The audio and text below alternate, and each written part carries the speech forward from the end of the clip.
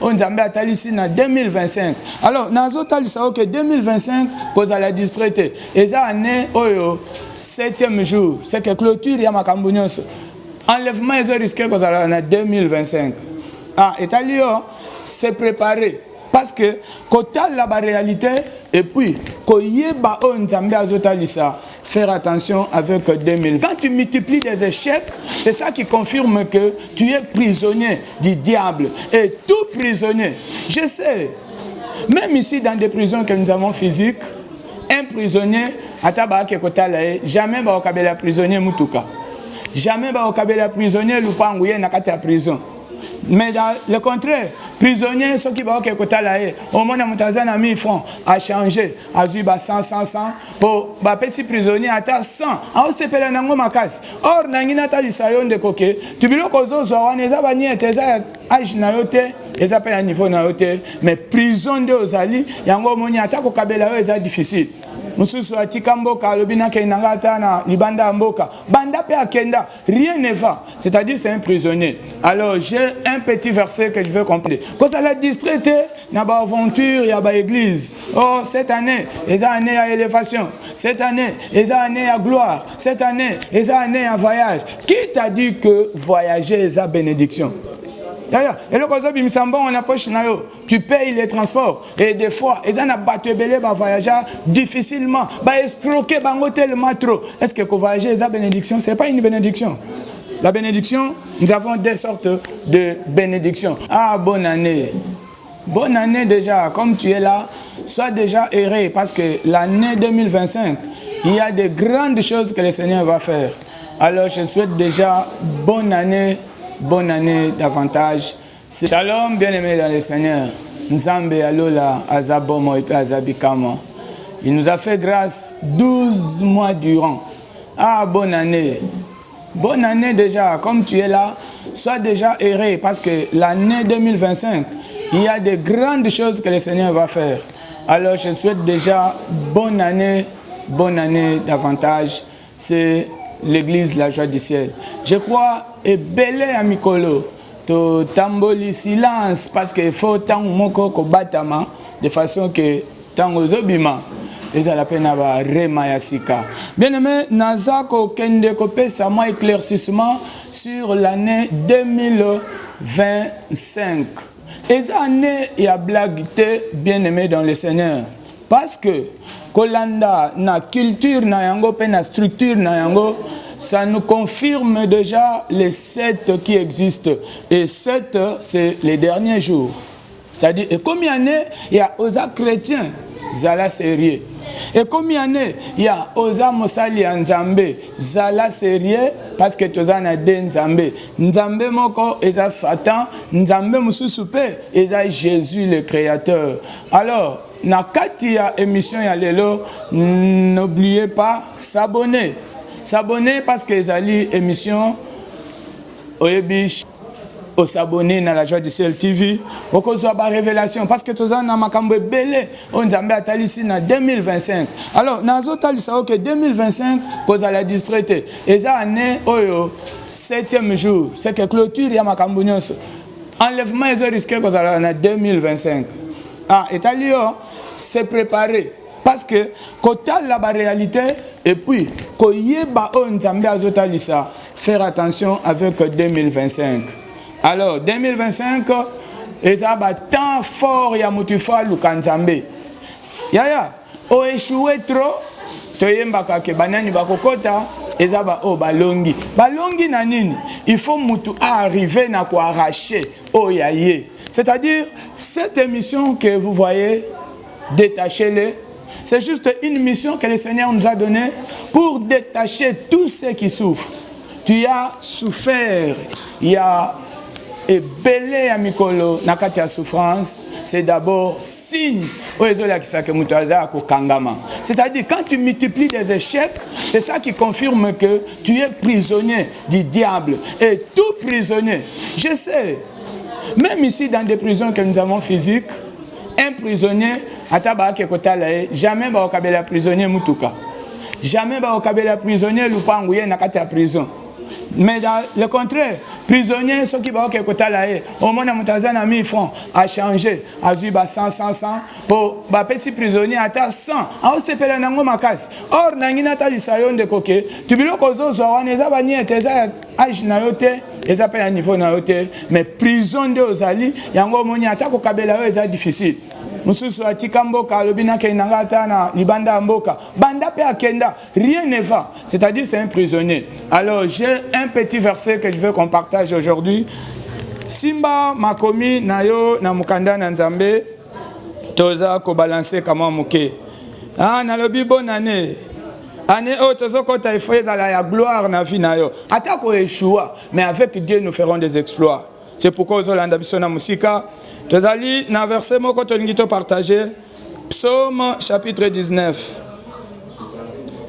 Psaume chapitre 19, le verset 3e. La Bible nous dit: les jours en instruit un autre jour, la nuit donne connaissance à une autre nuit. Ce n'est pas un langage, ce ne sont pas des paroles dont les sons ne soient point entendus. Leur retentissement parcourt toute la terre et leurs accents vont aux extrémités du monde, où il a dressé une tente au soleil. Voilà la chose qui fait que toutes les années, tu ne fais que multiplier des échecs. Pourquoi? Il y a une instruction qu'on donne à propos de toi. C'est-à-dire, blocayo na singamo ko balobi okomo na bola mute na vie. Alors, tango banda ko tambola ato longwe Libreville. Tu quittes de Libreville au Canada, même vie, souffrance toujours. Tu quittes même Brazzaville pour France, échec toujours. C'est-à-dire la multiplication des échecs, c'est un signe qui montre que celui-ci est prisonnier. Alors, si tu es prisonnier, bien aimé, je t'assure que si il arrivait que l'enlèvement se fasse, je crois tu risques de rester. Alors, bien aimé, 2025, faire attention avec ça. La bénédiction du Seigneur est là et les ruses du diable sont en train de sillonner pour déstabiliser les enfants de Dieu. Tu me suis de partout, tu me suis. Que le Seigneur te fasse grâce. C'est-à-dire, je suis venu juste te réanimer, te faire voir que c'est possible même si tu as échoué 40 ans. Mais en une minute seulement, tu peux changer ta vie. La vie peut changer. C'est pourquoi il y a des instructions qui se donnent. C'est pourquoi je suis venu juste te faire voir pourquoi cette multiplication d'échecs. Alors, pour terminer, parce que nous sommes très courts, pour terminer, nous parcourons. Nous avons un dernier verset. Ah, voilà. La Bible nous dit: j'étais comme un agneau familier qu'on amène à la boucherie. J'ignorais leur mauvais destin qu'ils avaient contre moi quand ils disaient: coupons l'arbre et ses fruits. Et quand j'ai entendu cela, j'étais amèrement abattu. Voilà les instructions qui se donnent partout. Jérémie chapitre 15. La Bible nous dit que l'homme, on avait des mauvais destins, des mauvais propos. On imaginait que mal à ton proche. C'est-à-dire, quand la vie veut avancer, mais il y a une loi qui bloque. D'où provient cette loi? Juste, il y a des gens qui ne sont pas pour toi, ils sont contre toi. Même si on se salue avec eux. Yaya, muto ya lingi yote, akolinga pe bola muna yote, akolinga pe banana yote. Akolinga nyoso ya yote. C'est pourquoi Zala et Kenge naba netozo kende. Quand elle a distraité, naba aventure ya ba église. Oh, cette année, les années à élévation. Cette année, les années à gloire. Cette année, les années à voyage. Qui t'a dit que voyager est à bénédiction? Et le cause du Missambo, on approche tu payes les transports. Et des fois, ils ont battu belé, voyager difficilement. Escroquer, tellement trop. Est-ce que voyager est la bénédiction? Ce n'est pas une bénédiction. La bénédiction, Nous avons deux sortes de bénédictions. Nous avons la bénédiction et les bénédictions. Alors, l'homme de Dieu doit avoir la bénédiction en lui. C'est quoi la bénédiction? La bénédiction, c'est le pouvoir d'acquérir des choses que le Seigneur te donne. Et quand tu as cette pouvoir d'acquérir, c'est par là que tu vas amasser des choses qu'on appelle les bénédictions. C'est-à-dire, la bénédiction n'est pas difficile, ce n'est pas aussi facile. Alors, avoir Dieu, yango tolobaka na lingala kozala na nzambe yango ndeza kozala na elonga. Olandi biso bien aimé, na lobi na kati ya 2025 eza na ba réalité spirituelle. Alors, pour engager vie na yo na 2025, zala sérieux. Parce que risque, ce qu'il y a une chiffrologie, vous allez comprendre que 25 ezali 7 ou ezali sous cap plafond. 8e jour ezate. Tout ça quand le 7e jour. Alors faire attention avec 2025. Ezali juste pour na kotali sa yo que ce que vous échoué, il y a pas que ça na maloba. Alors balobi na verset totangi, la nuit porte connaissance à une autre nuit. Le jour aussi donne connaissance à un autre jour. C'est-à-dire ça na maloba baloba contre yo balobi yo komo na bola muté. Tangu ozo comme mardi. Ba démon o ba géraki au lundi avec la même consigne. Balobi moi no ya ko simba mbongo te. Tangu a comme mardi, démon ozo gérer mardi, na démon ya lundi. Ba pesa ni consigne wana. C'est-à-dire ya pesi alobi pona oyo balobi a ko simba mbongo te. Démon wana mardi, azo ya pe ko landela kaka même objectif, a ko mener yo vie dure, a ko surveiller yo partout, o ko zo tenter ya ko simba mbongo. Pourquoi? Parce que ça na consigne. Et même démon paye ya mercredi, a ko zo consigne et pas ya démon o a géraki yo mardi. C'est pourquoi, bien aimé, dans la vie, quand tu as Satan place, tu as commis temps, il faut beaucoup prier.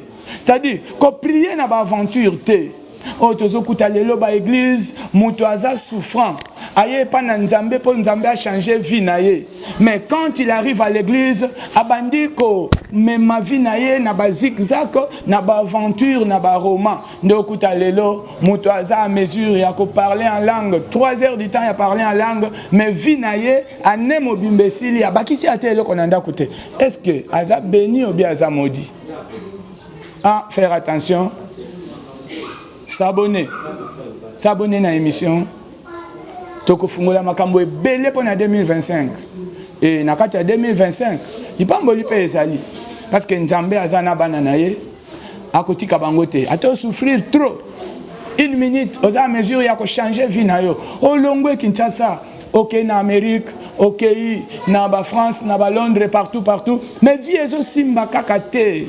C'est-à-dire ezate que koki mamboka nde ezali ko changer vie. Yaya, okoyi kolongwa na Congo. Oyoki abalobi retentissement ya sango. Ezokende jusqu'aux extrémités du monde. Partout ozokende maloba wana ezokuta. Ezape kuna. Alors nalingi nzambe akota na vie na yo, abundela yo pe alongisa yo. To comme je crois na suka ya émission na biso pona lelo, s'abonner faveur ya nzambe kota na vie na yo. Notre numéro est là, ezali WhatsApp. Ozana a besoin et d'enseignement. Au monipe que o échoué mingi na vie, o lingi nzambe a visité yo, juste côté en contact avec l'homme de Dieu, il fera quelque chose pour toi. Parce qu'avec Dieu ensemble nous ferons des exploits. Mais dis-moi, tozali na séminaire na biso ezo continuer. Thème na yango ezali, je dois échapper à l'échec de ma famille. C'est-à-dire, si les autres de la même famille ont échoué, tu n'as pas du tout capacité à échouer. Mais au négligé, tu vas aussi échouer comme les autres. C'est pourquoi il faut qu'arriver à ma vie, na gloire et Nzambe, c'est à travers beaucoup de prières. C'est pourquoi tu as un enchaînement à la prière. Vous avez besoin de prière en ligne. WhatsApp nabiso yangoana. Sotali naseo comment na WhatsApp nabiso ezaliwana. Plus 243 99 140 56 36 99 140 56 36 c'est ça WhatsApp nabiso. Vous avez besoin de prière en ligne parce que remarquez chaque makasi na vie gloire ya Nzambe ezokita ezokota na vie na yo et petit à petit on s'approche du paradis. Que le Seigneur te soutienne. Bonne année à tous les enfants de Dieu. bonne année 2025 à tous ceux qui ne veulent pas de Dieu. C'est que à tous Sambe la Kate, je te souhaite aussi une très très belle année. Nzambe akota na yo na 2025 pe témoignage na yo et tombola ba mususu ba yeba kanzambe te à travers na yo ba comprendre que Nzambe akoti na vie na yo. C'est pourquoi Kotan en contact nabiso zala na ba prière en ligne faveur et Nzambe localisé yo, s'abonner, partager aussi l'émission. Partagez cette émission parce que nous avons besoin, il y a au monde à gloire et Nzambe. Juste la mission que nous avons, c'est de détacher tout ce qui échoue. Merci. Je crois que tous ensemble là parce que tu n'as qu'à clôturer nous et puis on prie ensemble. Na kombo na Yesu Masia. Seigneur, je bénis tout le monde. Elohim, tu es Dieu capable. Tu as été dans le monde, tu as vécu le monde. Et d'ailleurs, tu l'as vaincu. Père, voyez mes amis, voyez mes grands frères, voyez mes soeurs, voyez Père éternel de gloire, comment les gens vous souffrent. Éternel, mon Dieu, juste il y a des liens familiaux qui sont en train de compliquer la vie des gens. Alors je demande que les faits du Saint-Esprit descendent du ciel pour détruire toutes les ruses du diable par le nom puissant de Jésus. C'est lui qui a longtemps échoué, mais à cause de cette parole, que la vie revienne en lui. Parce que Seigneur, tu as dit que tu nous donnes une vie. Ce n'est pas n'importe quelle sorte de vie, c'est une vie très abondante. Alors que tous ceux qui sont malades, qui me suivent à ce moment, que la maladie quitte au nom de Jésus-Christ. Bah, on nyonso makambo simbakate parce que eza na semence moko, il y a chômage, il y a blocage et vandelier na vie na pikoli yango à partir lelo na kombo na Yesu Masia. Bola muna Nzambe sala makambo minene na koleka koma kombo ya mutu nyonso azolandanga na buku na yo Seigneur. Reviens Père, reviens. Parce que c'est toi qui l'as déclaré que tu reviens bientôt. Alors, koya na yo, écoute à moi na yo oazolanda biso pene na yo faveur ekota na vie na ye à mon gloire na yo. C'est pourquoi ekobanda na maladie kotika ye, ekobanda na chômage kotika ye, ekobanda na blocage kotika ye, ekobanda na célibat kotika ye, ekozala na vie ya mabe tango ezo tika ye mbala moko gloire na yo monani na vie na ye. Merci pour tous ali konzi ya moto. Pambola Église La Joie du Ciel, Pambola Balandi Nyonso, Pambola surtout, ndeko nyonso azo partager émission, Pambola oya s'abonner, le boko na yo est localisé moko na moko, Pambola chaîne oyo, La Joie du Ciel TV, bongo le boko na yo est favorisé moko na moko, na kombo na Yesu Masia. Amen. Merci. Bye.